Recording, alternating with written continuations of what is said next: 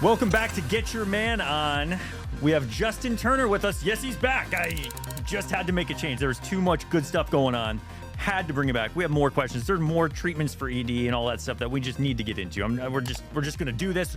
We're living on the edge here at GetYourManOn.com, which you can go to ask us a question. Click that big button in the middle of the page and give it to us. We're going to talk about it right here. Justin, thanks for taking the extra time. There's a few more treatments for ED that we really should talk about. So we talked about Viagra, Cialis, Levitra. We talked about the sublingual form, which is really cool. We talked about Trimix, which that's the gold standard of ED treatment according to the American Urological Association. Yeah, no, absolutely. They use that term. Yeah, that's pretty cool. And I love that. Love for every guy to try that that's medically qualified for it. Sounds like a grand adventure for sure. What other treatments are there out there for ED? So once we get past the injections, you're starting to get to the mechanical devices, vacuum constriction device, which is a penis pump that most of us kind of Austin Powers gives us that reference there. It's not mine, baby. Yeah, absolutely. It's not mine. You place the penis in it, vacuum, negative pressure. It's very, very good at giving you an erection. The issue is if you just take it off or deflate it, it just kind of goes down. So there are a ring on the back that slides and holds the blood into the penis. And some guys do really well with that. Some guys don't. But most definitely an option, very sound, solid option. Then you get to surgical implant, prosthesis. Did you just say we use a vacuum? We use a vacuum, yes. So, like, I have a Swiffer at home right now, but there's a couple other different types of vacuum. Like, what kind of vacuum are we talking about here? We're talking about a medically cleared device, glass cylinder. Again, it's a very founded, very old treatment there.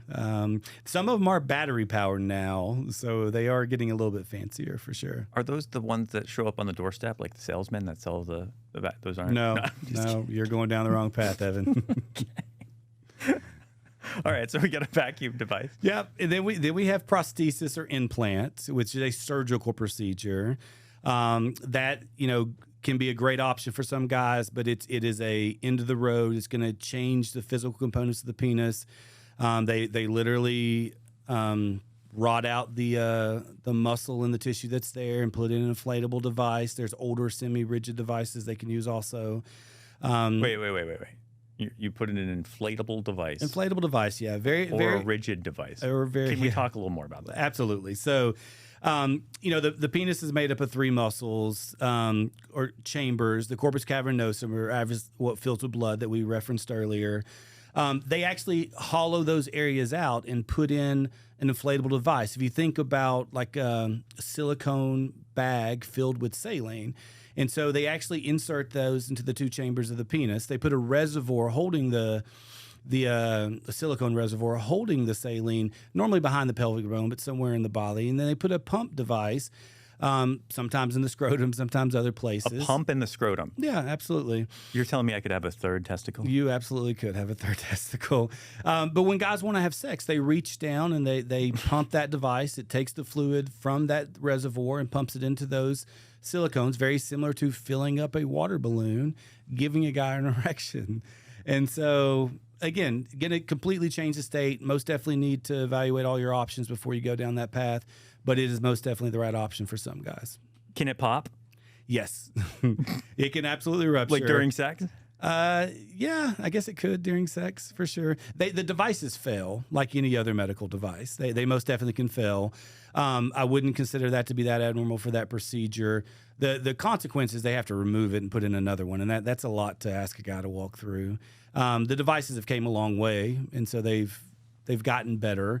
I will tell you that, again, it's not a normal erection. It typically will make the two corpus cavernosa, the chambers of the penis rigid. It doesn't the glands, the tissue that makes up the head of the penis. The tip? The tip, yes.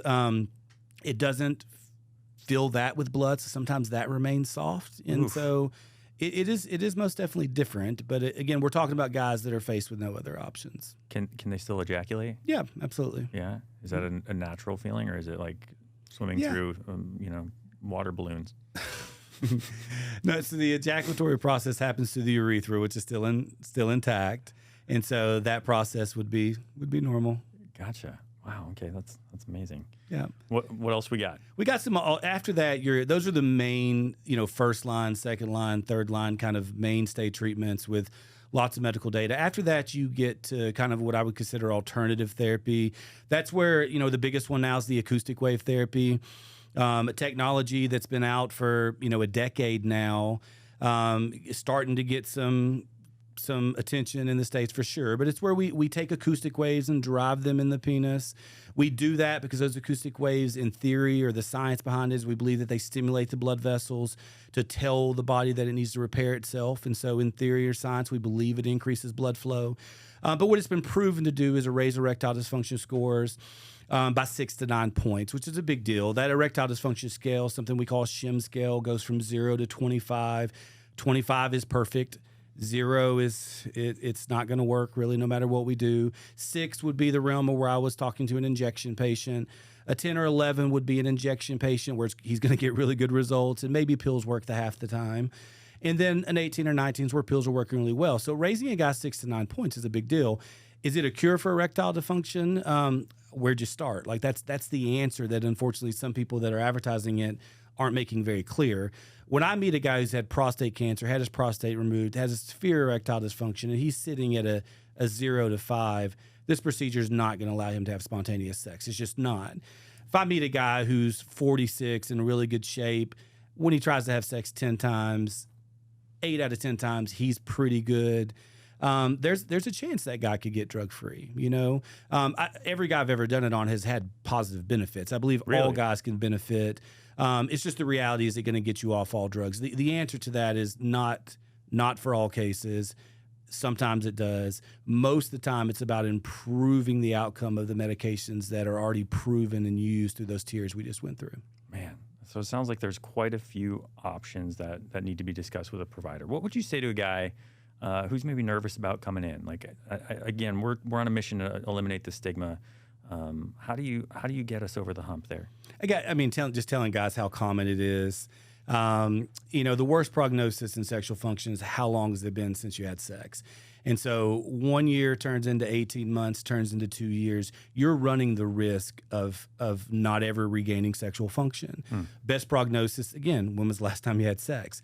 The sooner you step in, the sooner you intervene, even if it does require a medication, the better off you'll be. Confidence has so much to do with this, and it's just difficult to be confident when you can't perform. Yeah. What's the longest you've seen success? Like, how long? What's the patient with the longest length of erectile dysfunction that you've seen success with? There's a long list of guys that were over a decade that we returned sexual function to. Over a decade. Absolutely. So, again, if their blood vessels are healthy enough to work, we can get them to work. Let's go. That sounds like hope right there, baby. Let's get you taken care of. And if it's a wife, what would you say to tell your husband? Get him in. Call. Make the appointment for him. Make it for him. Come in with him. Absolutely. Come in with him. Keep him honest. We'll get to the bottom of it, and we'll help him out, and both of you will benefit from it. Justin, thank you so much for being a guest.